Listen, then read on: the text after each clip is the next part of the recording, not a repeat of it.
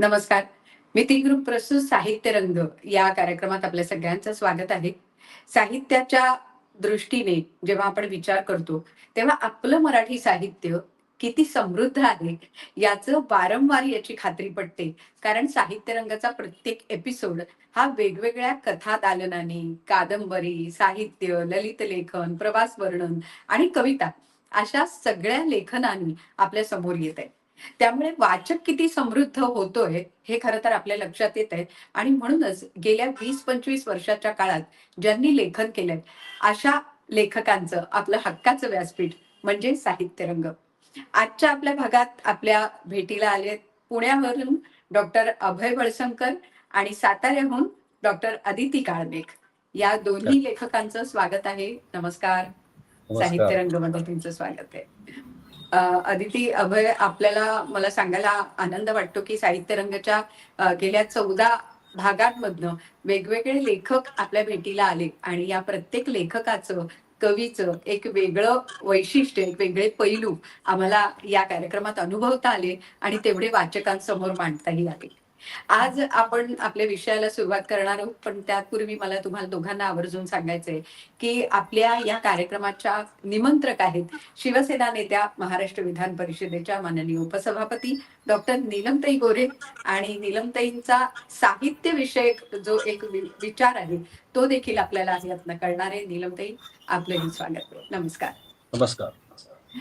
नीलमताई, आज दोन वेगळी क्षेत्र असणाऱ्या व्यक्ती आहेत. म्हणजे त्या लेखक तर आहेतच, पण अभय बळसंकर हे अर्थशास्त्र आणि कायद्याचे पदवीधर आहेत. त्यामुळे एक वेगळा विचार आणि डॉक्टरेट त्यांनी मिळवलेली आहे. तर जी अदिती आहेत त्या ग्रामीण भागामध्ये वैद्यकीय सेवा देत आहेत अनेक वर्ष. त्याच्यामुळे आणि त्याही पीएचडी आहेत, त्यामुळे त्यांनीही डॉक्टरेट मिळवली. असे दोन डॉक्टर आणि उत्तम लेखक आपल्या भेटीला आलेले आहेत. तर आपण त्यांचं स्वागत करावं अशी मी विनंती करते. आज साहित्य रंगाच्या या कार्यक्रमात तुम्हाला भेटले त्याचा विशेष आनंद वाटतो. आणि दर वेळेला आम्ही जे निमंत्रित करतो त्यामध्ये साहित्य संमेलनं किंवा परिसंवाद किंवा लिखाण या माध्यमातून आपल्याला माणसं भेटतात. परंतु लेखक जेव्हा भेटतो त्याला लेखनाची जी वाटचाल असते ती खूप तशी गुंतागुंतीची आहे आणि तरीसुद्धा खूप सुखद अशा प्रकारे माणसांची मनं जोडणारी आहे, मनाला अस्वस्थ करणारी आहे. या पार्श्वभूमीवरती बऱ्याच वेळेला साहित्य म्हटलं की त्याची सुरुवात ही काही वेळेला तर 19व्या शतकापासून होते, तर काही वेळेला 20शे सालामधली सगळी सुरुवात होते. तर आम्ही हा विचार केला की विशेषतः 1950 ते 2000 या कालखंडावरती आपलं लक्ष केंद्रित करण्यापेक्षा 2000च्या नंतर किंवा त्याच्या आसपासच्या सुमाराला गेल्या 25-30 वर्षामध्ये ज्यांनी लिखाण केलेलं आहे, थोडक्यामध्ये जागतिकीकरण, माध्यमांचं जागतिकीकरण आणि त्याचबरोबर नवीन स्वरूपाची बदल पिढ्यांच्या मधले, तंत्रज्ञानाच्या मधले, कौटुंबिक नात्याच्या मधले, आपल्या आसपासच्या जगतामधले ह्याची नोंद ज्याच्यामध्ये घेतलेली आहे, या अशा प्रकारच्या वास्तवाचा भाग असणाऱ्या लेखक लेखिकांचा अधिक जास्त परिचय आपण करून द्यावा की जेणेकरून नवीन पिढीलाही ते माहिती होईल. त्याचबरोबर एक मराठी सुखवस्तू कुटुंबांमधले जे लिखाण करणारे व्यक्ती आहेत त्यांच्या पण एक अमुक एका प्रकारची आवड असते. परंतु बऱ्याच वेळेला इतक्या साहित्यामध्ये इतके रंग आहेत की विद्रोही साहित्य, स्त्रीवादी साहित्य, ग्रामीण साहित्य, स्थलांतरितांचं साहित्य म्हणा, असे अनेक विनोदी साहित्य. तर या अनेक साहित्यांच्या पैकी बदल ज्याच्यामधून नोंदवला जातोय अशा प्रकारचं साहित्य आणि साहित्यिक, स्त्री पुरुष दोघांचेही संवाद आणि त्यातून त्यांची अधिक ओळख व्हावी हा त्यातला हेतू आहे. आणि त्यामुळे आज आपल्याला निमंत्रित केलेलं आहे. उत्तरा नेहमीच प्रत्येक वेळेला याचं संयोजन करत असताना त्यांचं मिती क्रिएशन्सचं सगळं सहकार्य असतं आणि नावांच्याबद्दल चर्चा होत असताना एकदा त्या प्रकारचे लेखक आपल्याला पाहिजेत म्हटल्यावर अर्थात आम्हाला भारत सासने, मिलिंद जोशी, लक्ष्मीकांत देशमुख, बऱ्याच जणांनी, ताराताई भवाळकर सगळ्यांनी सांगितलेलं आहे की आम्ही कधी ना कधी एखाद्या कार्यक्रमामध्ये येऊ. परंतु आम्हाला असं वाटलं की या कार्यक्रमांच्या मध्ये आपल्यासारखे वेगळ्या प्रकारचे व्यक्तिमत्व असणाऱ्या लेखकांचं झाल्यानंतर त्यांना यासाठी बोलवावं की आपण काय विचार करतोय ते पण आपोआपच त्यांच्यापर्यंत अधिक पोहोचू शकेल. डॉक्टर आदिती काळमेघ, काळमेघ नाव आहे का काळमेघ नाव आहे आपलं? कारण काळमेघ आहे. हां, कारण काय आहे, विदर्भामध्ये ज्यावेळेला मी काळमेघ गेलेली पण असते. आहे, तर तिथे मला दीप्ती काळमेघ म्हणून माझी एक कार्यकर्ती आमची होती. ते सारखं ते दीप्तीचंच नाव आठवायला लागलं आणि काळमेघ, काळमेघ म्हणून म्हटलं आता आपण एकदा विचारून घेऊया. गेले 23 वर्ष फॅमिली डॉक्टर म्हणून तुम्ही काम करण्याबरोबर, परत एक वेगळा पैलू आहे हा, त्याच्यामध्ये तुम्ही साहित्यामध्ये एम-ए, पी-एच-डी केलंय. म्हणजे एका काळी आयुर्वेदिक कॉलेजमध्ये मी शिकत असताना जे माझं स्वप्न होतं, की आपण एका बाजूला एम-ए, पी-एच-डी करावं. पण राजकारणामुळे ते काही शक्य झालं नाही. ते तुम्ही पूर्ण करू शकलेले आहात आणि विषयही फार सुंदर आहे, की मिळून साऱ्या जणीतील कथांच्या अनुषंगाने स्त्रीवादी साहित्याचा अभ्यास. त्याचबरोबर दृढता हा तुमचा काव्यसंग्रह प्रकाशित झालेला आहे. त्याला भरपूर राज्यस्तरीय पुरस्कार मिळालेले आहेत. पालकत्व हाही तुमच्या आवडीचा विषय आहे आणि त्याच्यात अर्थात आपण जसं म्हणतो, की जेंडर स्टिरियोटाइप या संदर्भातलंही तुमचं साहित्य त्याला छेद देणारं तुम्ही आज वाचणार आहात. त्याचखेरीज मला अजून एक आवडलं म्हणजे लोकसंग्रह आणि लोकांशी संवादाचं तुम्हाला खूप आवड आहे आणि त्याच्यामुळे तुम्ही साहित्य आणखी कलात्मक असे कार्यक्रम, अभिवाचन वेगवेगळ्या साहित्यिकांच्या आयुष्यामधल्या त्यांच्या महत्त्वाच्या पैलूंवरती हे केलेलंच आहे. पण तुम्ही YouTube चॅनेल पण प्रमिती नावाचं चालवता. त्याच्यात तुमचा आणि आमचा एक छानसा समान दुवा मला दिसतो आहे आणि त्याखेरीज WhatsApp ग्रुपची ही अभिनव कल्पना मला वाटली, की त्याच्यात तुम्ही आधी ओन्ली ॲडमिन सेटिंग करता आणि त्याच्यानंतर ते प्रतिक्रिया द्यायला खुला करता. ही फार छान कल्पना आहे. कारण नेहमी कुठलाही ग्रुप करायचा म्हटला उतारा, तर असं वाटतं, की मग हो. त्याच्यात सकाळपासून रात्रीपर्यंतचे अनेक नको ते मेसेजेस येऊन सगळा रसवंग होतो आणि म्हणून मग काय करायचं? तर त्याच्यात एक छान मार्ग तुम्ही सुचवलेला आहे आणि मला वाटतं अखिल भारतीय मराठी साहित्य संमेलनात एखादच आपली भेट झाली असेल. काही काळ दिल्लीच्या त्या संमेलनात मी सुद्धा उद्घाटनाला आले होते. त्यामुळे दीप्ती आदिती काळमेघ यांचं आणखीन त्यांचं तुम्ही आता मला वाटतं मुंबई पुण्यात पण राहायला लागलेले आहेत साताऱ्याबरोबर असं मी जॉईन झाले त्यावेळेला काही ऐकलं थोडंसं जे आहे ते. त्याच्यामुळे आपली प्रत्यक्षात भेट पण होणं शक्य होऊ शकेल. डॉक्टर अभय वळसंकर तुमचा डॉक्टरेटचा विषय जो आहे डायव्हर्सिटी अँड इन्क्लुजन प्रॅक्टिसेस हा इतका महत्त्वाचा आहे, की तुम्ही अनेक विषयांचे रिसोर्स पर्सन आहातच. पण आम्हाला सुद्धा तुमचा खूप फायदा होऊ शकेल असा एक मला लाभदायक विचार तुमच्याबद्दलचा मनामध्ये आला. कारण तो अभ्यास आहे. परत तुम्ही उद्योगाशी संबंधित व्यवस्थापकीय कार्य केलेलं आहे. औद्योगिक आणि शैक्षणिक परिषदांमध्ये अनेक बाबतीतले व्याख्याते आहात. पर्यटन केलेलं आहे आणि त्याच्यामुळे पर्यटनाबरोबर प्रदीर्घ वास्तव्य केल्यावरती त्यामधला तर माणूस जो असतो दीर्घ वास्तव्य केल्यावरती त्या माणसाचं एक सूर आणखीन मी असं म्हणेन की जसा कवितेचा राग असतो तसं तिथे वास्तव्य काही काळ करून आल्यावरती जे काही अंतरंग तिकडचं आपल्याला कायम आपल्यासोबत चिकटलेलं असतं किंवा आपलाच भाग झालेलं असतं त्याबरोबर सारखं इथल्या वास्तवामध्ये येण्याच्या संदर्भातला तुम्ही जबरदस्त असं साहित्य आणखीन जीवनविषयक अनुभव आज मांडता आहात आणि ब्रॅकनेलच्या खिडकीतून आणि कंपनी सरकार ही 2 पुस्तकं तुमची प्रकाशित झालेली आहेत आणि याखेरीज वाचन, लिखाण, प्रवास, संगीत आणि कला या विषयात रुची आहे. तुम्ही कमी बोलत असावेत असं मला थोडंसं वाटतंय. त्याच्यामुळे अशा मग एखाद्याचे खरंही नसेल म्हणजे व्याख्यानं काही सोडून, परंतु आमच्या त्यामुळे अशा गप्पांच्या कार्यक्रमात तुम्ही आलात याचं मला खूप चांगलं वाटलं. खूप भेट झाली याचा आनंद वाटतोय आणि दोघांचंही आज साहित्य वाचणं म्हणजे अधिवेशनानंतर अशा प्रकारचं एक वेगळं चतुरस्त्र साहित्याशी जोडलं जाणं म्हणजे ऑक्सिजन अधिक प्रमाणात मिळाल्यासारखं वाटतं. त्याच्यामुळे मला खूप भाग्यवान आहे, की मी आज हा कार्यक्रमामध्ये आजचं कामकाज संपल्यावरती मला हे पण ऐकायला मिळतं आहे. मी तुमचं मनापासून स्वागत करते आणि कार्यक्रमाला सुरू करावं अशी उत्तराला विनंती करते. नक्की. धन्यवाद. खरं तर ताई तुम्ही म्हणताय तसं ती एक ऊर्जा साहित्यातनं मिळत असते आपल्याला आणि ती ऊर्जा जेव्हा आपल्याकडे येते तेव्हाच मला असं वाटतं लेखकांना नव्याने काहीतरी लिहावं अशी उर्मी सुद्धा नक्की मिळत असते. मला वाटतं त्याच पद्धतीने आपल्या या साहित्य रंगचा प्रत्येक भाग आमच्या पुढे येतो आणि एक नवी ऊर्जा आम्हालाही देऊन जातो.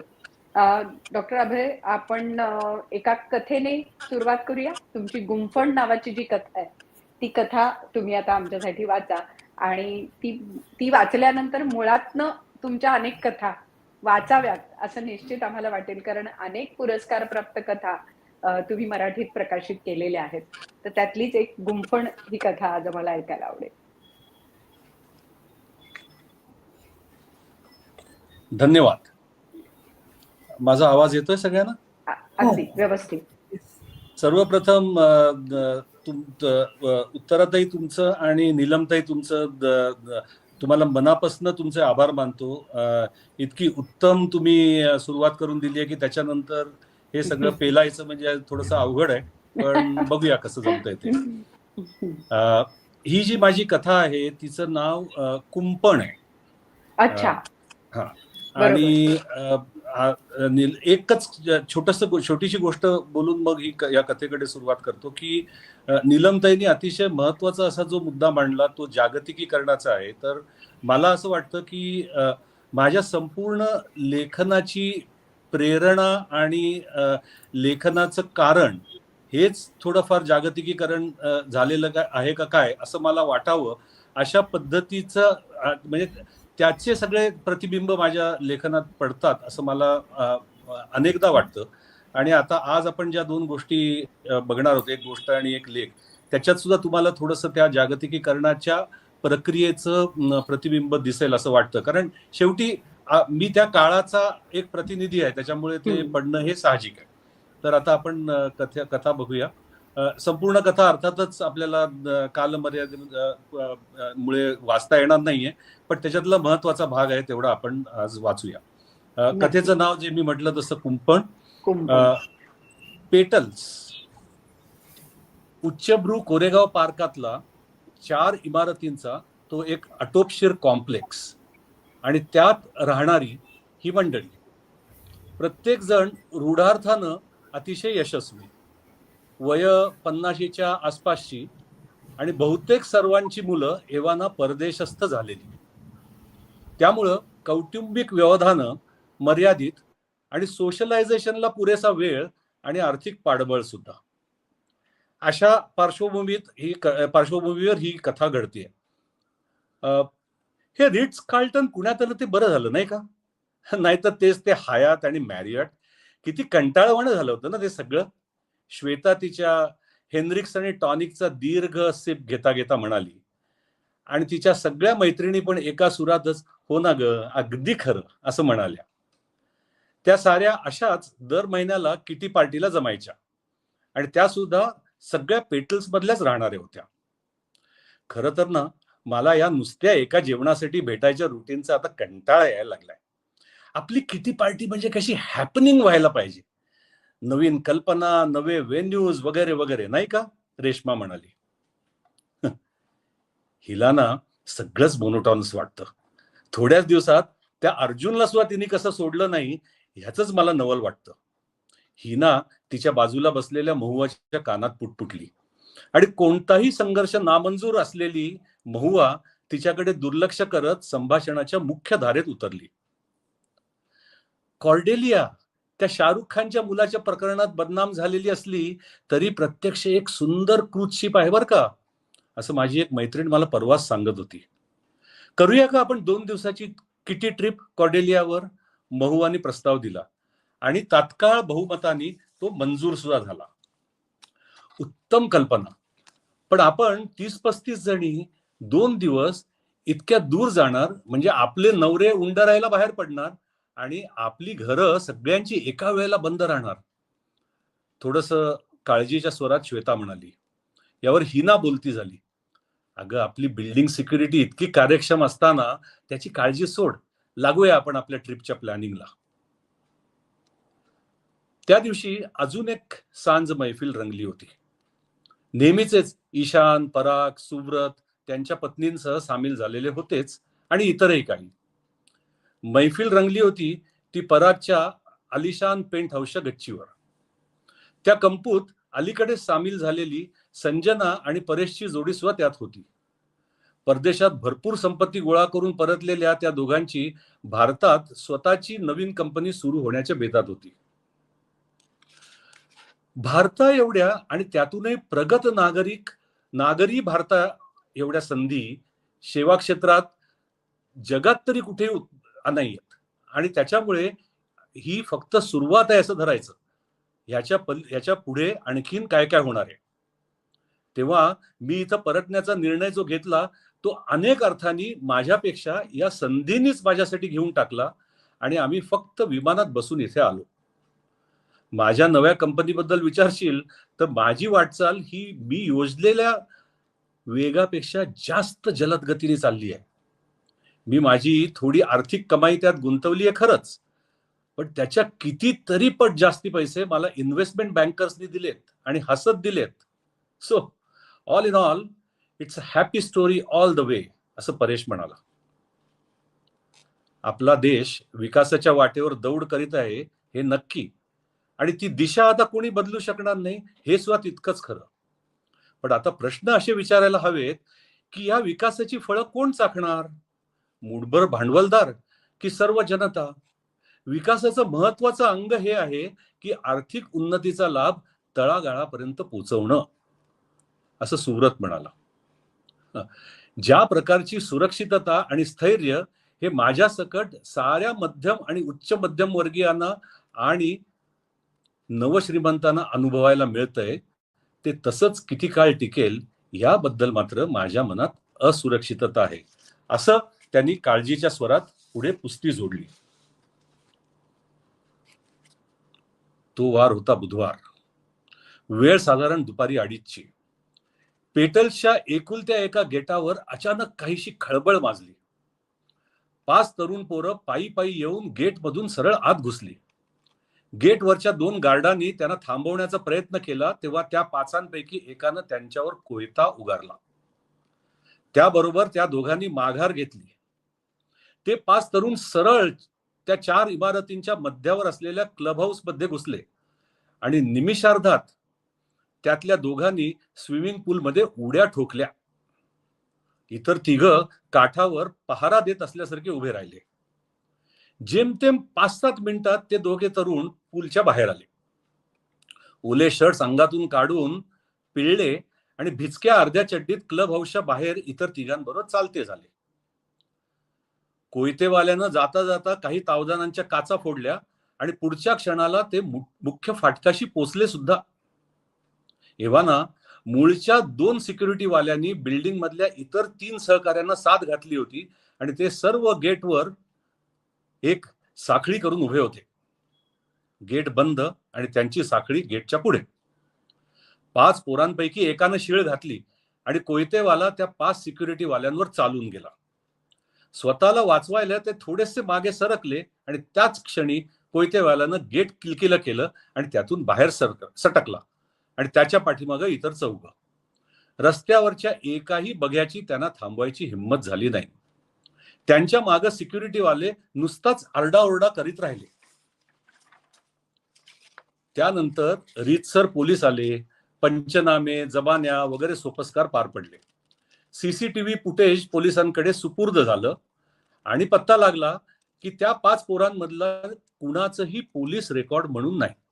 म्हणजे गुन्हा कोणी केला ते समोर असून सुद्धा गुन्हेगारांची ओळख पटली नाही.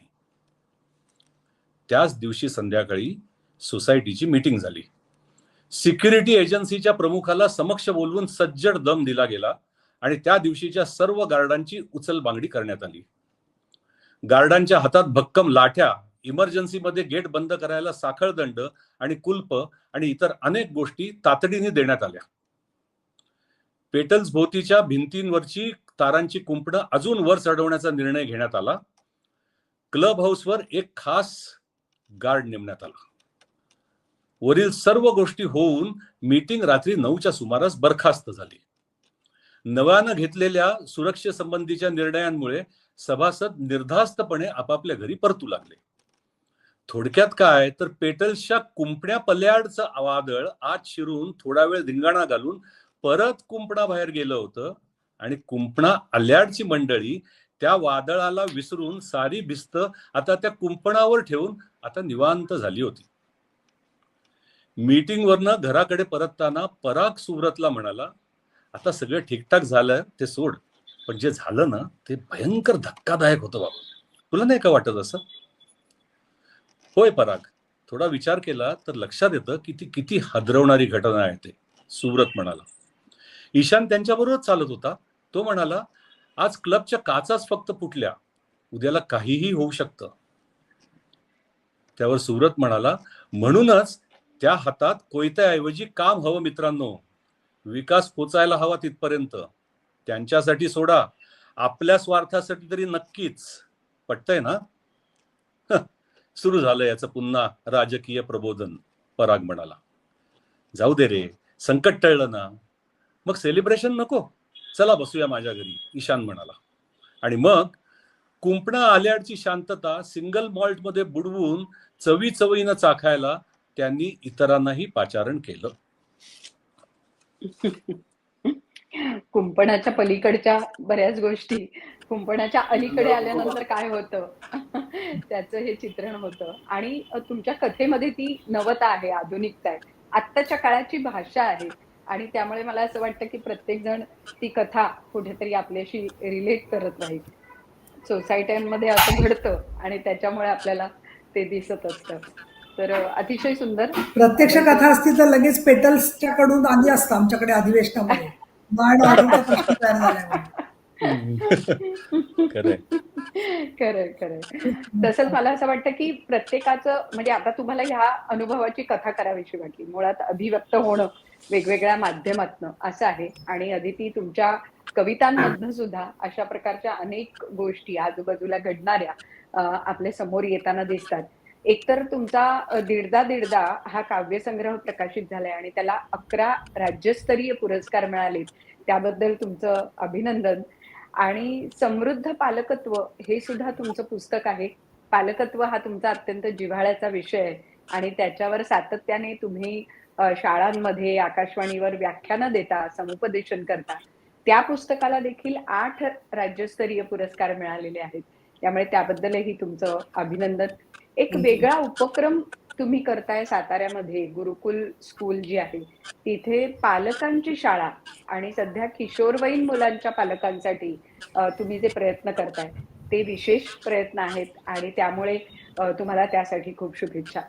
कविता गप्पा गाणी यांचा कार्यक्रम आणि अनेक कवींचं त्याच्यामध्ये असलेलं महत्व हे तुमच्या कार्यक्रमाने अधोरेखित होतं. असे अनेक कार्यक्रम तुम्ही करताच आहात.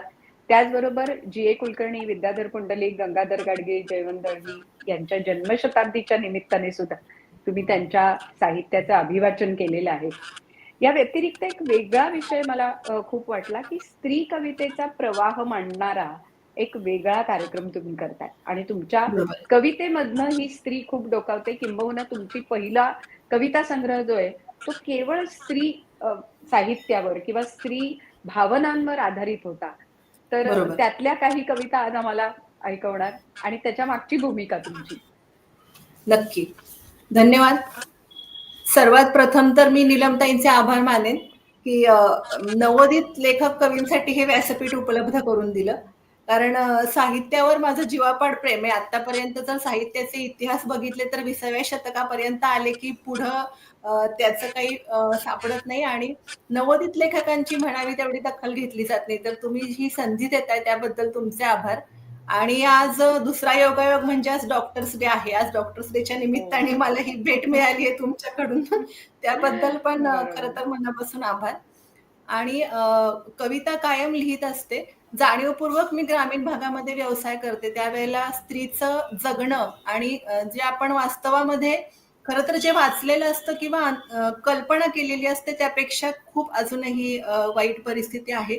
त्यामुळं त्या सगळ्याशी सांगड घालणारा माझा दुसरा कविता संग्रह आहे. आणि पहिला जो तुम्ही आता उल्लेख केला दीडदा दीडदा, ते स्त्रीचं मन आणि तिच्या भावना ह्यांच्याशी निगडीत आहे. आणि तिचं म्हणजे प्रेमापासून शृंगारापर्यंत, विरहापर्यंत सगळ्या ज्या नाजूक भावना आहेत, तरल भावना, त्या तिच्या तोंडून म्हणजे धीटपणाने व्यक्त करणारा हा कविता संग्रह आहे. त्याच्यातले मी काही हे माझा कविता संग्रह, त्यातल्या काही कविता मी आता सादर करते. पहिली कविता आहे साडी. आपल्या सगळ्या महिलांच्या जिव्हाळ्याचा विषय आहे साडी. कालची तुझी गुलाबीसर धवल सुती साडी, जणू देशी गुलाबाच्या पाकळ्या तू लपेटून घेतल्यासारखी. आजची तुझी कंच हिरवी सुती साडी, जणू गर्द राईस नेसल्यासारखी. तुझ्या अंग प्रत्यंगांचा ताबाच त्या वस्त्राने घेतल्यासारखा भासतो. सहज साध्या नेसण्यातून पण ठसणारं तुझं सौष्ठव साडीच्या मायाळू चुन्या अजूनच अधोरेखित करतात.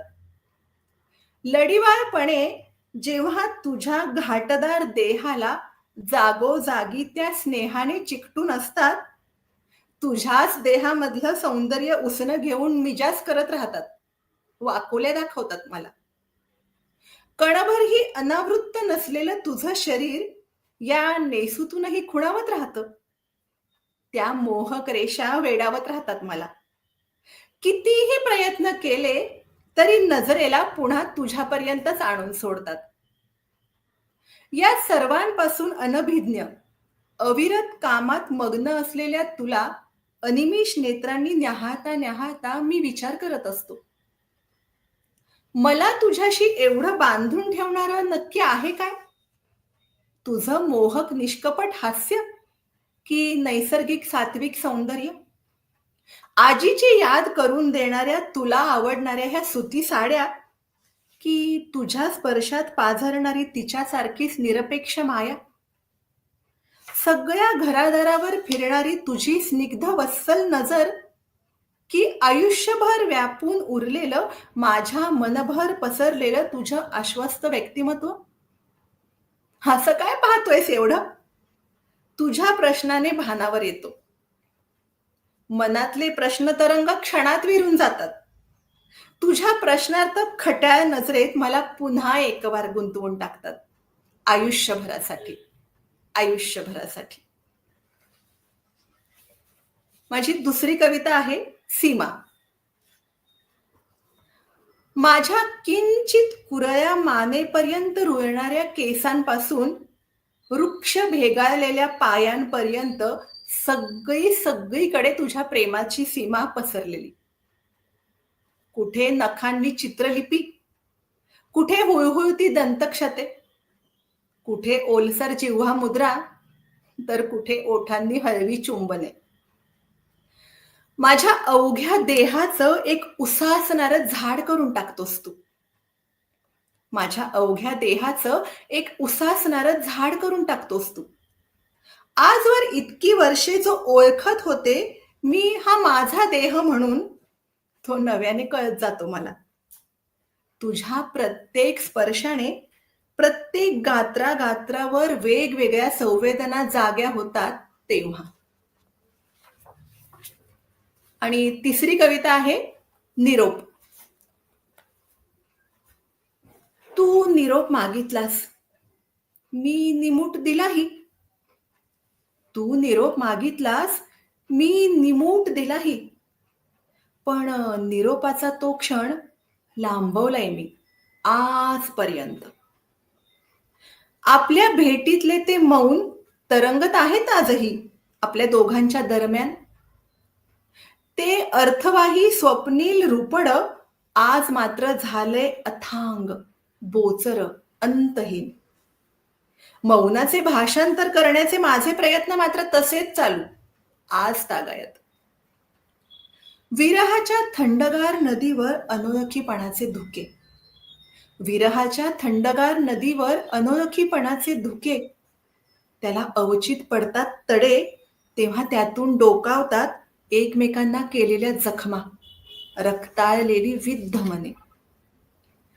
आपल्यातलं तरल मधुर असं सार सार काही विरळ होत होत पिंपळपानासारखं झालंय. मनाच्या कवितेत जपून ठेवू त्याला की सोडून देऊ जीवन प्रवाहावर तरंगत? आताशा भिजतच नाही मी. आताशा भिजतच नाही मी पावसामध्ये, बाहेरच्या आणि आतल्याही.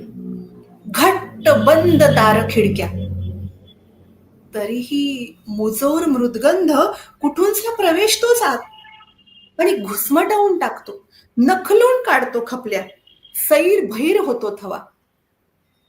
तुझ्यापर्यंत पोचलंय का रे कधी त्यातलं एखादं चुकार पाखरू? एखादं चुकार पाखरू? धन्यवाद. वा, अगदी भावविभोर म्हणतात तशी ही कविता होती. आणि निरोपाचा तो क्षण जो अनेक वर्ष तुम्ही साठवून ठेवलाय, एक वेगळ्या पद्धतीने कवितेतनं आमच्या समोर आला. माणूस प्रवास करत असतो, इथून तिथे जात असतो आणि त्यातनंच मला असं वाटतं अनुभवाचे हे कण वेचता वेचता त्याची कविता होते अदिती. फार सुंदर नक्की. खरं तर झालंय. याच प्रवासाने मला वाटतं अभय सरांना खूप वेगळं काही दिलंय. कारण जगभर त्यांनी प्रवास केलाय, जगभर काम केलंय आणि ते करत असताना किती वेगवेगळ्या संकल्पना आपल्या समोर येतात याचे चित्रण त्यांनी केलेलं आहे. तर ब्रेकनेलच्या खिडकीतून या पुस्तकामधनं मला वाटतं अभय सर तुम्ही अल्पसंख्याक हा जो तुमचा लेख आहे तो पुन्हा एक वेगळी दिशा देणारा असा आहे. तर आम्हाला तो आज ऐकायला आवडेल. थोडक्यात सांगतो, ब्रॅकनेलच्या खिडकीतून हा माझा जो लघुलेखांचा जो संग्रह आहे तो माझ्या इंग्लंडमधल्या वास्तव्यात काही जे अनुभव आले त्या अनुभवांवर माझी जी प्रतिक्रिया म्हणून जी मनात उमटली ती प्रतिक्रिया शब्दांच्या वाटे कागदावर उमटली. अशा पद्धतीचा तो साधारण संग्रह आहे. पण त्याच्यात इंग्लंडच्या बाहेरचे सुद्धा काही संदर्भ आहेत. कारण आता एव्हाना मी 40-45 देशामध्ये हिंडलेलो आहे कामानिमित्त, इतर सुद्धा. तर त्याच्यामुळे काही संदर्भ येणं हे अपरिहार्य आहे.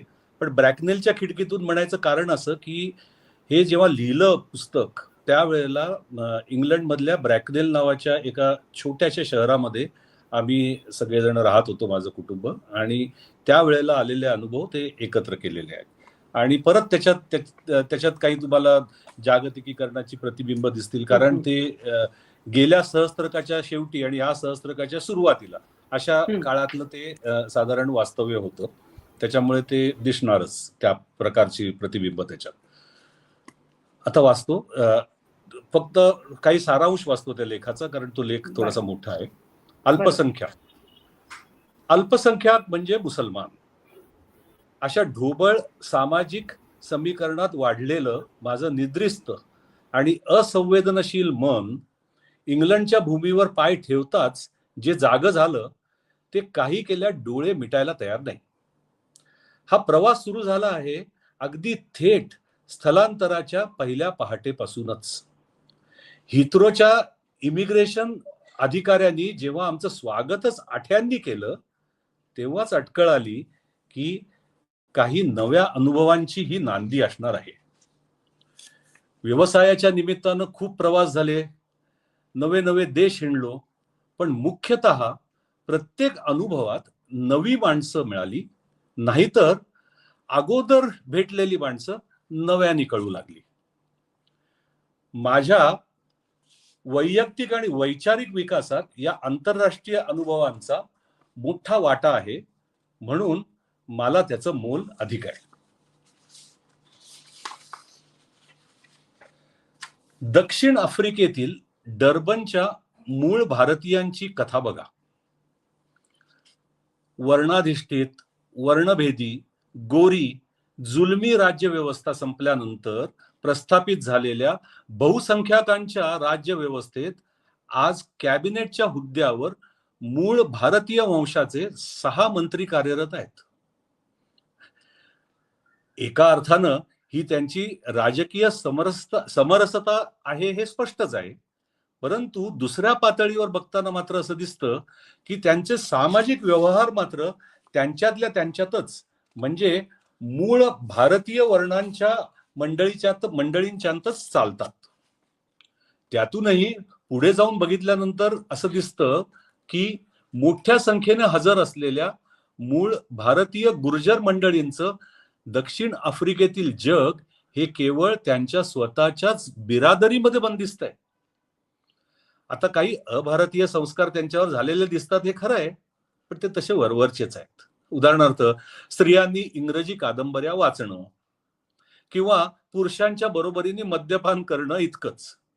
आणि तसं पाहता हे स्थित्यंतर भारतीय नागरी संस्कृतीत सुद्धा आलंच आहे की जगायला पुरेसं असल्या पलीकडचं राजकीय आणि सामाजिक भान त्या भारतीयांना नाहीये. कदाचित अल्पसंख्याक म्हणून जगतानाच त्यांचा पुरेसा पिट्ट्या पडला असेल. नाहीतर 100 वर्षांपूर्वी गांधीजींवर केलेल्या अन्यायाची माफी डर्बन बार काउन्सिलनं अलीकडे मागितली. इतका महत्वाचा राजकीय प्रसंग मला भेटलेल्या अनेक दक्षिण आफ्रिकी भारतीयांपैकी कुणाला तरी माहिती असता. अल्पसंख्याकाच्या प्रश्नाचा तळ फारच खोल आहे. आमचा जोहानसबर्गचा ड्रायव्हर अँथनी हा वर्णानं काळा म्हणजे कृष्णवर्णीय आणि पेडी या मूळ जमातीचा आहे. त्याच्या मते Joburg is not my nation, कारण इथे झुलूंचा जास्ती प्रभाव आहे. त्याच्या म्हणण्यानुसार त्याचा देश दक्षिण आफ्रिका नसून प्रिटोरिया आहे. प्रिटोरिया म्हणजे दक्षिण आफ्रिकेची राजधानी बरं का. त्याचं म्हणणं खरंच आहे की, आणि तितकंच महत्वाचं सुद्धा आहे. धार्मिक असो अथवा राजकीय, आर्थिक असो अथवा जातीय, वर्णीय असो अथवा राष्ट्रीय, अल्पसंख्याक समुदाय जगभर आहेतच. बहुसंख्याकाच्या कचाट्यात, आणि हा शब्द जरा तीव्र वाटत असेल तर बहुसंख्याकाच्या गर्दीत म्हणूया, जेव्हा अल्पसंख्याक येतात तेव्हा त्यांना सतत एका बहुसांख्यिक अस्वीकारतेच्या छायेत वावरायला लागतं. एवढंच नव्हे तर त्या अल्पसंख्य समुदायाच्या म्हणून ज्या काही गोष्टी असतात त्यावर बहुसंख्यांची एक कायम करडी नजर असते. आणि त्यामुळे स्वतःच्या अस्मितेचा म्हणून जो वेगळेपणा असतो तो टिकवण्यासाठी अल्पसंख्याक समुदायाला अहर्निश प्रयत्न करत राहायला लागतात. जो आपल्यासारखा नाही तो आपला तर नाहीच, पण शत्रूच असण्याची जास्त शक्यता आहे. अशा वृत्तीनं बहुसंख्याक जनता जगभर वावरत असते. त्यामुळे आपल्या जमाती बाहेरचं जग अँथनीला दुसऱ्या देशा इतकं परकं वाटलं त्यात काही नवल नाही. आपल्या लोकात राहण्याचं सुख आणि मनुष्याच्या व्यक्तिगत जीवनात असलेलं त्याचं पराकोटीचं महत्व बहुसंख्यिक समुदायाचा भाग असणाऱ्या मंडळींना कसं कळणार? इंग्लंडमध्ये स्थायिक, हॉलंडमध्ये स्थायिक भारतीय मुळाची निर्मला, एक बेवारस अपत्य म्हणून या निर्मलेला विजयवाड्याच्या नन्सनी पाळली आणि तिच्या वयाच्या 7व्या वर्षी डच दाम्पत्याला दत्तक दिली. आज ती 25शीची भारतीय वर्णाची गोऱ्या डच मित्राबरोबर राहणारी आणि स्वतःला सर्वार्थानं डच बनवणारी कर्तबगार मुलगी आहे. त्या समाजानं तिचा उत्तम स्वीकार केलेला आहे. तरी तिला तिच्या मुळांची म्हणजे रूट्सची ओढ आहेच. तिच्या मित्राला घेऊन गेल्या उन्हाळ्यात ती भारतात आली होती. भेटण्यासारखी मंडळी म्हणजे खरं तर कोणीच नव्हती. एक तिला पाळलेल्या आणि आज वृद्धावस्थेला पोचलेल्या एका ननचा अपवाद सोडल्यास तिच्या ओळखीचं कोणीच नव्हतं. तरीही तिला ओढ होतीच. एवढंच काय तर तीच ओढ तिनं आपल्या मित्रालाही लावली आणि तोही डुंबला तिच्या नादानं कृष्णेच्या पाण्यात. त्याच्या मते that was the best swim I have ever had in my life so फार. डच संस्कृतीत वाढूनही ही बया तिखट जाळ जेवते आणि विचारलं तर म्हणते, बहुधा हे तिखटपण माझ्या रक्तात भिनलेलं आहे. एकीकडे बहुसंख्य समाजात वितळून जाताना आणि दुसरीकडे आपला वेगळेपणा जपणाऱ्या काही सुरस कथा इथंच संपत नाहीत. आता याच निर्मलेला भारतीय मुळाची असं म्हटलं तर चालतं, किंबहुना आवडतं. पण कोणी तिला जर हिंदुस्थानी असं म्हटलं तर बाई एकदम चिडते. कारण काय माहितीये का, तर डच गयाना किंवा सुरिनाम या देशामधून हॉलंडमध्ये गेलेल्या भारतीय मुळाच्या लोकांना हिंदुस्थानी असं तिकडे संबोधतात. आणि निर्मलेच्या मते ती तशी नाही आहे, ती वेगळी आहे. कारण ती थेट भारतातनं हॉलंडला गेली आहे की नाही गंमत. एका सुट्टीच्या दिवशी काही खरेदी करायला म्हणून आम्ही सहकुटुंब लंडनला गेलो. एका भल्या मोठ्या दुकानाच्या कार पार्क मधनं आम्ही बाहेर पडण्याच्या बेतात होतो. तो समोरून अचानक एक गोरी स्त्री आली आणि आम्हाला ओलांडून कार पार्क मध्ये शिरायच्या आत एकदम गरकन मागे वळली. आणि बघतो तर काय, तिचा चेहरा रागानं वेडा वाकडा आणि हिरवा पिवळा झालेला होता. अतिव रागानं अंग थरथरत होतं आणि आवाज टिपेला पोचलेला होता. एखाद्या तिराहितानं लांबवरून बघितलं असतं तर एक गोरी बाई काही अगोऱ्यांवर म्हणजे आम्हा सर्वांवर ओरडते आहे आणि गोऱ्या बहुसंख्याकाच्या एका अतिरेकी वर्तनाचा तो प्रकार आहे असंच वाटलं असतं. पण प्रत्यक्षात परिस्थिती अगदी उलटी होती बरं का. ती स्त्री आमच्या समोरून जात होती याची नोंद सुद्धा न घेता आमच्या आपापसात गप्पा सुरू होत्या. नेमकी ती आम्हाला पार करताना आमची मुलगी बापाच्या एका विनोदाला तात्काळ दाद देऊन हसली आणि झालं. बाईंना वाटलं की ती त्यांनाच हसली. त्या बाईच्या रागीट शब्दांचं सार असं होतं, तुम्ही इंग्लिश लोक म्हणजे आम्ही बरं का स्वतःला फार शहाणे समजता आणि आम्हा बिचाऱ्या स्कॉट्सची नेहमी टवाळी करता. असं काय सोनं लागलंय तुमच्या इंग्लंडला? म्हटलं आमचा पण स्वतःचा देश आहे बरं का, स्कॉटलंड. आहे की नाही गंमत? तिचा अवतार म्हणजे अल्पसंख्याकांच्या पर्सिक्युशन कॉम्प्लेक्सचा आविष्कार होता आणि एकदा मनुष्य त्या आवर्तनात शिरला की त्याचे काय हाल होतात हे बघायला इंग्लंडलाच जायला हवं असं नाही. या संपूर्ण लेखाच्या पसाऱ्यात अल्पसंख्याकाच्या जबाबदाऱ्या यावर माझं काहीच भाष्य नाही. याचा अर्थ त्यांचं स्वतःचं बहुसंख्याक समाजाशी वागताना काही उत्तरदायित्व नसायला पाहिजे किंवा नसतंच असं नाहीये, पण तो एक वेगळ्या लेखाचा विषय आहे. वा, अल्पसंख्याकांच्या एका वेगळ्या दृष्टिकोनातनं तुम्ही करत राहिले आणि हे तुम्ही जगभर फिरलात म्हणून तो दृष्टिकोन खरं तर वेगळ्या पद्धतीने तुमच्या लेखनातनं आला.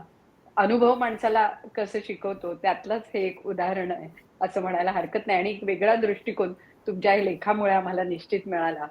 अदिती, असाच एक वेगळा दृष्टिकोन तुमच्या बाकीच्या कवितांमधनं सुद्धा आला आणि जशा आधीच्या कविता ह्या फक्त स्त्री भावना जपणाऱ्या अशा होत्या, तशा आणखी काही वेगळ्या कविता आम्हाला आज ऐकायला आवडतील. दुसरा कविता संग्रह माझा येतोय, जगणे गोंदून घेताना. त्यामध्ये एकंदर आत्ताचं जे अस्थिर झालेलं जगणं आहे, जगण्याचे वेगवेगळे प्रश्न आणि ऑब्व्हियसली स्त्री आहेच, तर अशा प्रकारच्या कविता आहेत. त्यातल्या 3 कविता मी सादर करते. पहिल्या कवितेचं शीर्षक आहे कविता. सकाळी डोळे उघडतात आणि लक्षात येतं, अरेच्चा, जिवंत आहोत की आपण. नकळत एक सुस्कारा ओठातून निसटतो, जाणीव करून देतो, जगलं पाहिजे म्हणजे आपल्याला. मग सुरू होते झटापट स्वतःशीच. फिरायला जा, अन्निका उरका, स्वयंपाक करा, घरातल्यांचं सगळं आवरून द्या, ते घराबाहेर पडल्यावर उरलेली कामं करा. डोक्यातले विचार थांबवण्यासाठी संगीत ऐका, वाचन करा, हे करा, ते करा, वाटेल ते सुचेल ते करा, पण बुडवून घ्या स्वतःला. नजरेसमोर तर अक्षरशः बाजार असतो सगळ्या गोष्टींचा. सवयीने करत असतात हात सगळं, पण मन मात्र वाट चुकलेल्या कोकरासारखं नको तिकडे हुंदडतच असतं, कितीदा कान धरून जागेवर आणलं तरी. आकांताने बुडवून घेते मी स्वतःला, याच्यातून त्याच्यात, त्याच्यातून अजून त्याच्यात दिवसभर. संध्याकाळ झाली याची जाणीव होते आणि स्वतःचीच पाठ थोपटावीशी वाटते. जमलं की याराज जगायला. समाधानाचं स्मित ओठांवर उमटत असतानाच अस्ताला जाणारा सूर्य पाहून वाहायला लागतात डोळे भयाभया माझ्याही नकळत. आणि ताबा घेते मनाचा तीच हिरवीशार जखम. मनभर व्यापून उरतं रिकामपण आणि मी दिग्मूढ, चकित नजरेने पाहत स्वतःकडेच, या विचारात की हे सगळं कधी संपेल. मनाचं ते मरणं आणि कायमसाठी अस्तित्व संपणं. मनाचं ते मरणं आणि कायमसाठी अस्तित्व संपणं, यात तसा अर्थार्थी फरक असतो. डायरीची फडफडणारी पानं लक्ष वेधून घेतात. कोणत्या तरी एका पॉइंटला कवितेने जन्म घेतलेलाच असतो नेहमीप्रमाणे या सगळ्या कोलाहलातून. माझं कटू हास्य दुर्लक्षून निरागस बाळाप्रमाणे बोळकं पसरून हसत हात उंचावून म्हणत असते, घे ना मला उच्चून, घे ना मला उच्चून, जिवंत आहे बघ मी अजून. आणि मी पुन्हा दिगमूढ, घट्ट पाय रोवून उभ्या जिवंत लसलसत्या कवितेकडे विस्मित होऊन पाहत.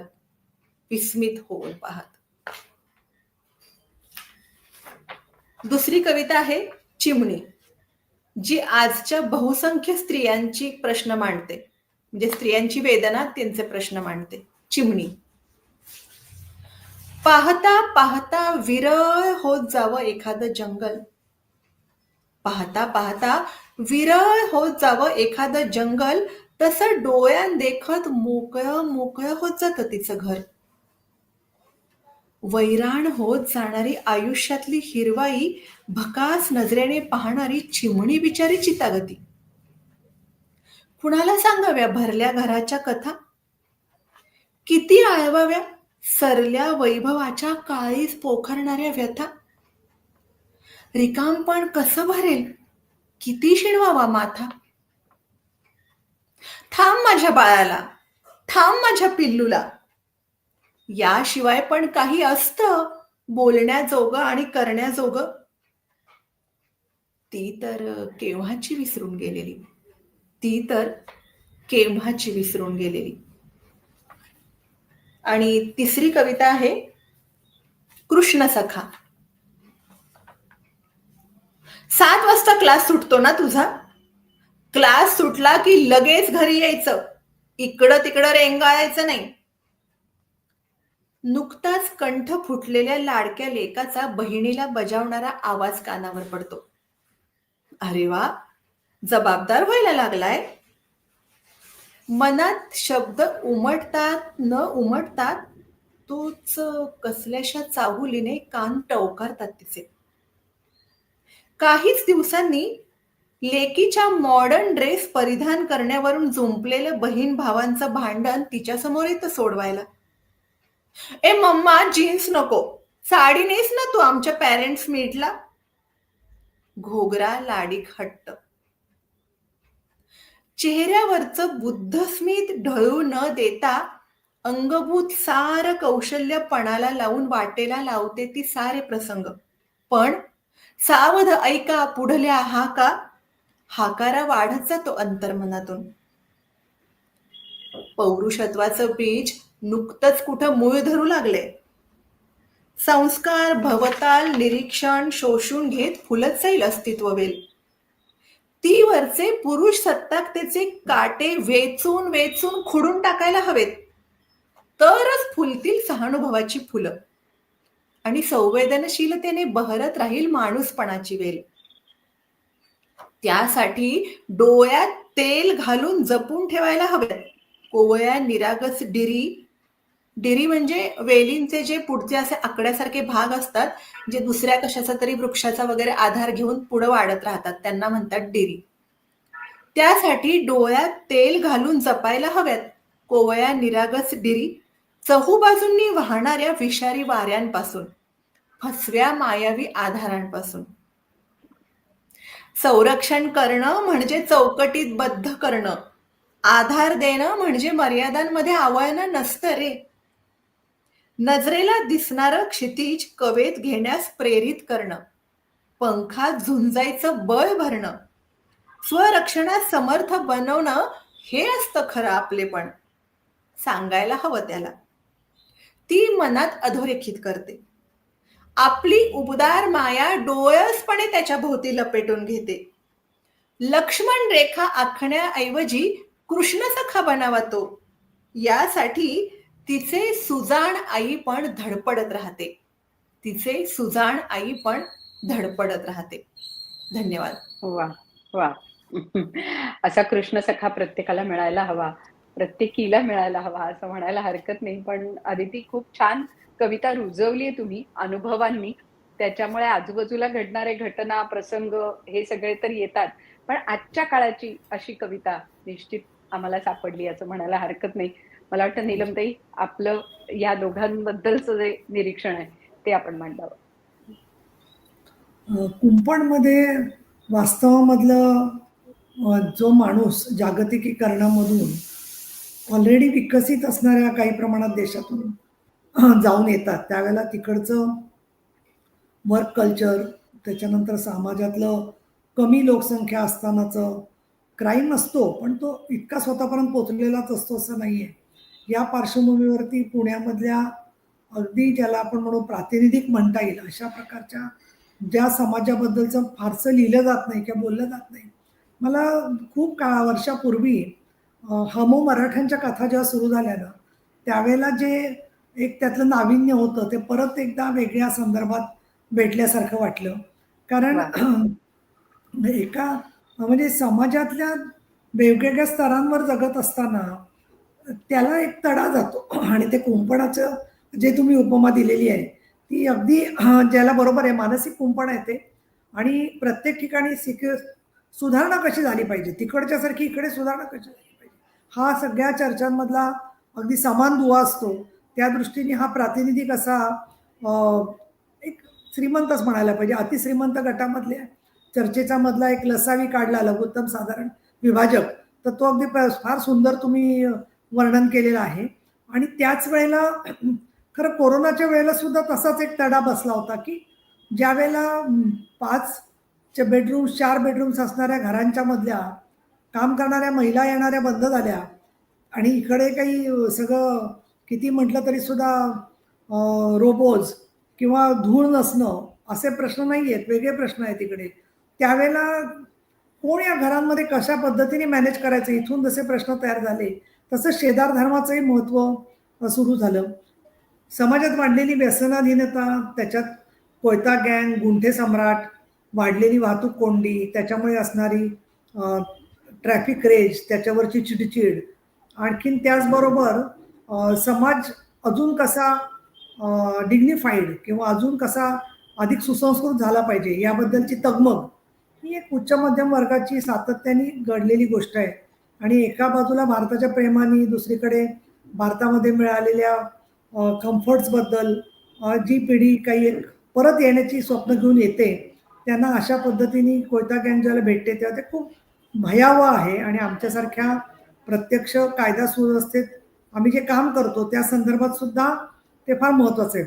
जाता जाता सांगायला हरकत नाही की पुण्यासारख्या शहरामध्ये जवळजवळ 300 ठिकाणी निर्जन जे भाग आहेत ते अंधारे पण आहेत असं गेले 2 वर्षामध्ये लक्षात आलं. आणि तिथे जात असताना अधिक हल्ले होणं, स्कूटरवरून जाणाऱ्या एकट्या महिलांना अडवणं, त्यांना त्रास देणं, त्यांचा पाठलाग करणं, तर त्या सगळ्या भागांमध्ये लाईट वाढवले पाहिजेत म्हणून मी महानगरपालिकेला सांगितलं होतं. आणि तसं त्यांनी काही प्रमाणात केलं. परंतु प्रश्न हा येतो की अशी जेव्हा घटना एखादी घडते त्यावेळेला त्याचा जो मनावर परिणाम होतो आणि सगळंच वातावरण जे आहे ते एक असुरक्षिततेच्या भोवऱ्यात सापडतं. आणि हे खरं आहे. दुसरीकडे स्थलांतराच्या संदर्भातलं आपण सुद्धा अल्पसंख्याक आहोत असा विचार कधीच इथल्या मानसिकतेत असणारे लोक जे स्वतः जन्माने इथले अल्पसंख्याक नाही आहेत भारतीय, त्यांनी तिथे केलेला नसतो. आणि दुसरं खरं सांगायचं तर वंशभेदाबरोबर वर्णभेद याचा सुद्धा आपण विचार केलेला नसतो. आणि त्याचाही एक अनुभव सांगावा असं वाटतो की त्यामध्ये तुम्ही जे मांडलेलं आहे की ती स्कॉटिश महिला रागवली आणि तिची जी प्रतिक्रिया व्यक्त केलेली आहे ती प्रतिक्रिया एका अर्थाने अगदी मी तर म्हणेन की साडी नेसलेली व्यक्ती उतरली तिकडे आज सुद्धा अनेक ठिकाणी किंवा शॉपमध्ये तुम्ही गेलात तर साधी टिकली लावलेली असली कुंकवाची तर त्याच्यावरून लगेच कळतं काय करायचं. त्याने अशा वेळेला आपली वेशभूषा किती बदलायची किंवा आपण नक्की किती मर्यादेपर्यंत तिथलं सरमिसळ होऊन जायचं का स्वतःला कम्फर्टेबल असं वागायचं. आणि तिथले स्थलांतरित आपण पाहिले तर मात्र दिसतं की ते त्यांना पाहिजे त्या वेशामध्ये फिरत असतात, त्यांना त्यांच्या वेशामध्ये पाहिजे त्या पद्धतीने मिसळत असतात. आणि किंबहुना अल्पसंख्याक आणि स्थलांतरितांचं जेवण, त्यांची भाषा, त्यांचं घर, त्यांची जीवनशैली याच्याबद्दलचे खूप छोटे छोटे मी घेतोच म्हणेन असे सुद्धा मोठ्या प्रमाणात तयार झालेले असतात. आणि त्या वर्तुळांचं एकमेकाशी संघर्षातून सुद्धा डायनॅमिक्स बदलत असतं. तुम्ही खूप समर्थपणाने या सगळ्याचं वर्णन केलेलं आहे. आणि आपण आपल्या बोलण्यामध्ये दंग असल्यामुळे नकळत दुसरी व्यक्ती अशी दुखावली जाऊ शकते आणि या प्रकारची त्यांची थोडीशी रागाने प्रतिक्रिया येऊ शकते. याची जाणीव जोपर्यंत आपण त्या अनुभवातून गेलेलं नसतो तोपर्यंत येत नाही. आणि या दृष्टिकोनातून जे लोक परदेशी जात आहेत किंवा तिथे सरमिसळ ज्यांना व्हायचं आहे तर त्यांना सुद्धा उपयोगी अशा प्रकारचे हे सगळे अनुभव आहेत असं मला वाटतं. दुसरा, हा अनुभव आल्यानंतर त्यातला अनपेक्षितपणा जो असतो तो सुद्धा खूप धक्कादायक असतो आणि या दृष्टिकोनातून तुम्ही जे मांडलेलं आहे ते मला असं वाटतं मात्र ते चिरकालीन यासाठी आहे की अजून 5 वर्षांनी परदेशात गेल्यावरती तिथे असाच अनुभव येईल असं नाहीये. तिथे अजून सुद्धा काही वेगळी प्रतिक्रिया समोरच्या माणसाची येऊ शकते किंवा काही भागांमध्ये मोठ्या प्रमाणामध्ये आपल्यासारखे स्थलांतरित तिथे आल्यामुळे सुद्धा प्रमाण झालेलं दिसू शकतं. जसं आज US मधल्या काही प्रांतांमध्ये असं म्हणतात, म्हणजे माझा भाचा, माझी मुलगी, 2 अजून एक भाची, हे सगळे तिथेच आहेत वेगवेगळ्या ठिकाणी, की बऱ्याचशा ऑफिसेसमध्ये मराठी लोक मराठीतच बोलतात एकमेकाशी. म्हणजे इतके मराठी लोक झालेले आहेत की त्यांना इंग्लिश बोलण्याच्या ऐवजी त्यांची मराठी भाषा जी आहे ती बहुमतात गेलेली आहे तिथे जी आहे ती. आणि काही शहरांमध्ये, सगळीकडे नव्हे, पण मराठी पदार्थ, मराठी खाणं पिणं, मराठी दागिने, इतकं की PNG ची दुकानं, हे सगळं झालेलं आहे काही भागामध्ये. पण जिथे तुम्ही तसे अल्पसंख्याक असता ते तुमच्या स्किनच्या कलरमुळे, आणि तो कलर बदलत नसतो कधी, आणि त्याच्याभोवती असणारी हिंसा, त्याच्याभोवती असणारं वेगळेपण, या सगळ्याचं एक प्रचंड डायनॅमिक्स जगामध्ये सगळीकडे चाललेलं आहे. त्याचा सुद्धा आपण परदेशात गेल्यावरती भाग होतो आणि त्यामुळे आपली काही प्रमाणात सहिष्णुताही वाढते असं मला वाटतं. परंतु जास्त मोठ्या प्रमाणात एक कोंडाळं करून अल्पसंख्याकांची सुद्धा स्वतःच्या भोवती फिरण्याची जी एक मानसिकता असते त्याचं सुद्धा आपल्याला ओळख होते. या दृष्टिकोनातून मला असं वाटतं की अल्पसंख्याकांनी कसं वागावं किंवा वागू नये याच्यावर तुम्ही भाष्य केलेलं नाहीये, परंतु त्याच्याबद्दल सुद्धा बरंचसं काही बोलणं, लिहिणं किंवा त्याच्यातून येणारा आपलेपणा, अशा सुद्धा अनेक गोष्टी पुढे येऊ शकतात असं मला वाटतं. आणि या दृष्टिकोनातून आधुनिक माणसाच्या या आधुनिक कथा आहेत असं मला निश्चितपणाने म्हणता येईल. जसजसं आपलं वैश्विकीकरण वाढेल तसतसं त्यातला सार्वत्रिकताही वाढेल आणि या कथांच्या वाचक आणि ते समजून घेणारे लोक सुद्धा अधिक मोठ्या प्रमाणात पोचतील. आपण हे युट्यूबवरती जे ठेवतो त्याचा एक फायदा आहे की ते बऱ्यापैकी कायमस्वरूपी राहतं. जगामध्ये जेव्हा लोकांना कळतं, विश्व मराठी संमेलन असेल किंवा इतर माध्यमांमधून, त्यावेळेला सुद्धा लोक याच्याशी जोडून घेऊ शकतील.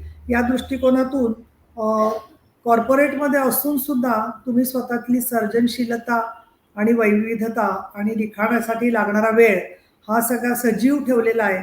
त्याबद्दल अभयजी तुमचं करावं तेवढं कौतुक तेवढंच आहे असं मला वाटतं. मी तुमचं अभिनंदन करते आणि मी आपल्याला असंच म्हणेन की यामध्ये विश्व मराठी संमेलनाच्या मध्ये खरं तर उत्तर त्यासाठी दुसऱ्या देशातच का असला पाहिजे माणूस, इथेच वैश्विक मराठी संमेलनाचा भाग असू शकतात साहित्याच्या रूपामधून, असं मी उल्लेख करते. आदिती, तुम्ही आमच्या आणि आमच्यापेक्षा लहान असणाऱ्या बऱ्याचशा पिढीच्या प्रतिनिधी आहात असं मला वाटतं. आणि त्यामुळे निरोपाचं बद्दल अजून हळुवार पण एवढं आहे निरोप घेतानाचं, ते बघितलं की आश्चर्य याच्यासाठी वाटत नाही की खूप वर्षांनी सुद्धा अशा निरोपाच्या कविता खूप ओळखीच्या वाटतात आणि त्याच्यातली कातरता, हुरहुर जी आहे ती कायम मनामध्ये सचेतन असते असं जाणवतं. दुसरं, जगणे गोंधून घेताना हे तुम्ही म्हणता त्यावेळेला स्त्री पुरुषांच्या नात्याच्या संदर्भातली सुद्धा एक अतिशय कविता आपण सुंदर अशी साडी मध्ये वाचलेली आहे. त्याचबरोबर कवितामध्ये मी जगले, खरं एवढ्या लहान वयात प्रश्न पडायचं कारण नाही, आपण आज जीवंत आहे का, पण तो तुम्ही एक प्रत्येकाचा एकटेपणा आणि परत जीवनाशी जोडलं जाणारा अनुभव खूप सामर्थ्याने मांडलेला आहे. कृष्ण सखामध्ये मी तर म्हणेन की फार कमी कवितांमध्ये मुलग्यांचं अपब्रिंगिंग होत असताना काय आईला किंवा बरोबरच्या मैत्रिणींना करावं लागतं याच्यासाठी तुम्हाला लिखाणाची आवड आहेच, तर मी एक असा अनाहूत सल्ला देईन की मुलग्यांचं अपब्रिंगिंग होत असताना हा कृष्ण सखा कसा त्याच्यात निर्माण होईल याच्यावरती पूर्ण लिहावं असं हा विषय आहे की ज्याच्यात अगदी 5-6 वर्षाच्या किंवा 2 वर्षाच्या मुलापासून ते मोठ्या झालेल्या मुलापर्यंत. आणि इथे मला असं सांगायला हरकत नाही की माझा भाचा जो आहे सत्यजित, त्याच्यावर आम्ही शक्य तेवढे समानतेचे संस्कार केले आणि त्याला एकदा घरात आमच्याकडे चहा द्यायला सांगितलं कोणाला तरी, त्यांनी चहा नेऊन दिला पाहुण्यांना. तर त्याला विचारलं त्या झालेल्या पाहुण्यात की तू यांच्याकडे कामाला आहेस का म्हणून. मुलगा असा चहा आणून देऊ शकतो त्यांच्या डोक्यामध्ये नव्हतं. आणि मग तो म्हणाला की मी त्याला म्हणालो नाही मी घरीच असतो इथे. त्यानं तर म्हटलं "म्हणजे हा शाळेत सुद्धा जात नाही का काय. पण त्याचं एक झालं की ही माझं जावई किंवा हे जेव्हा घरात मदत करतात तर त्याचं फार त्यांचं स्तोम न करता सुद्धा एक सहजगत्या 4 कामं असतील तर ती चौघांनी वाटून घेणं हे बरोबर. आपल्या अंगवळणी पडलेलं नाहीये, ही वस्तुस्थिती आहे. अभयजी आपलं वैश्विकीकरण झालं, पण डोमेस्टिफिकेशन जे आहे ते स्त्रियांच्या 5वीला पुजलेलं आहे. त्यामुळे दुर्गा भागवत जे म्हणायच्या की कुठल्याही खंडात गेलो तरी स्त्रीच्या वाट्याला असतो तो चुलखंड. त्याच्यातून काही फारशी मुक्ती झालेली नाहीये. स्कॅन्डिनेव्हियन कंट्रीजमध्ये देशांमध्ये पुरुष किती मदत करतात हे पाहिलं तर 6.5 ते 7 तास घरकामात मदत करतात आणि आपल्याकडे तो वेळ अर्धा तास किंवा पाऊण तास असला तर असेल तो सुद्धा जो आहे तो. आणि पॅटर्निटी लिव्ह बद्दलची गोष्ट करायची झाली तर 15 दिवसाची पॅटर्निटी लिव्ह आहे. पण बऱ्याच वेळेला हे पॅटर्निटी लिव्हला घरात नसले तर बरे असं घरातल्या बायकांना म्हणायची वेळ येते अनेक वेळेला जी आहे ते. आणि अशा वेळेला आपण जेव्हा नवीन काही करायचा प्रयत्न करतो त्यावेळेला खूप काही आतमधली जग आणि आपल्या मनातलं जग आणि प्रत्यक्षातलं जग ह्याच्यात खूप मोठं अंतर असतं. आणि साताऱ्यासारख्या ठिकाणी म्हणजे सातारा एक प्रागतिक खूप लोक आहेत तिथे साळुंके आहेत बाकी बरेच लोक आहेत. पण एक सांस्कृतिक खूप कप्पेबंदता असते आणि त्याच्यामध्ये कुठल्या गोष्टी ऍक्सेप्ट असतात आणि कुठल्या गोष्टी नसतात याला बंधन असतं. पण अशा वेळेला तुम्ही सांस्कृतिक स्वतःची कोंडी होऊ न देता खूप फिरताय आणि परत इतर शहरांशी जोडल्या गेलं हे खूप चांगलं आहे असं मला वाटतं. आणि त्या दृष्टिकोनातून तुमच्या कवितांमध्ये तुम्ही वेगवेगळ्या प्रकारांनी जे व्यक्त झालेले आहात त्याच्यात मुलांचं जग आहे, त्याच्यानंतर स्त्री पुरुषाचं नातं आहे आणि त्याचबरोबर अगदी महत्त्वाचं म्हणजे स्त्रीला शोधणारी एक समानतेच्या शोधात असणारा अश्वत्थामा आहे. मी त्याला अश्वत्थामा म्हणते कारण तो कधी शांत नसतो. प्रत्येक वेळेला त्याला कुठल्यातरी गोष्टींनी थोडीशी जखम झालेली असते आणि त्याच्यावरती तो समानतेच्या विचाराचं कुठेतरी चिंपण जोडण्याचा प्रयत्न करत असतो. पण माझ्या मताने ही नव्या पिढीची अस्वस्थता मग अभय पळसंकरांची असेल किंवा तुझी असेल ही एक फार मोठी देणगी आहे. कारण त्याच्यामधून आपल्याला नवचैतन्याचा शोध होतो आणि आपण स्वतःला व्यक्त सुद्धा करत असतो. आणि त्यामुळे 2 वेगळी विश्व असली तरी त्यांनी जोडले गेलेले 2 सर्जनशील लेखक आज आम्हाला भेटले. आणि मला असं वाटतं की आता मला यातून आज नवीन कल्पना सुचलेली आहे की याच्यावरती इंग्लिश सबटायटल सुद्धा नंतर कधीतरी करता आला तर लोक त्याचं अजून सुद्धा जोडून घेतील किंवा खरंय. भाषांच्या वादात न पडता सुद्धा काही अनुभव सार्वत्रिक सारख्या स्वरूपाचे असतात. कारण आम्ही मोठमोठ्या महिला संमेलनात पाहिलं की मराठी हिंदीत ज्याला आम्ही बोलतो किंवा इंग्लिशमध्ये ज्याला अपलॉड मिळतो, लोकांचा पाठिंबा मिळतो, टाळ्या मिळतात किंवा स्मितहास्य मिळतं, तेच कानडीत मिळतं, तेच फ्रेंचमध्ये मिळतं, तेच स्पॅनिशमध्ये मिळतं. इतकं साम्य असतं मानवी जीवनामध्ये अनेक वेळेला जे आहे ते. त्या दृष्टिकोनातून आज खूप समृद्ध आणि सुंदर वाटलं. तुमच्या दोघांचं मनापासून अभिनंदन आणि कौतुक. धन्यवाद. खरंच आहे. आजच्या काळाची आधुनिक भाषा आणि आधुनिक विचार किंबहुना आपल्या आजूबाजूला घडणारे आत्ताचे जे सगळे अनुभव आहेत ते कुठेतरी शब्दबद्ध झाले. त्यामुळे तुमच्या दोघांच्याही लेखनातनं आपल्या वाचकांपर्यंत ही एक वेगळी दिशा नक्की मिळाली असं म्हणेन. पुन्हा एकदा दोघांचे आभार आणि पुन्हा भेटूया पुढच्या शुक्रवारी अशाच 2 लेखकांसह. आज इथेच थांबूया. धन्यवाद.